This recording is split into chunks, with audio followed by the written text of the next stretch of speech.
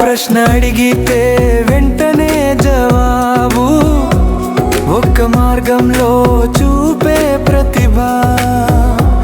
విస్తృతం కాదు, హలు లేవు, వేగం మీద జీవించే సత్యం.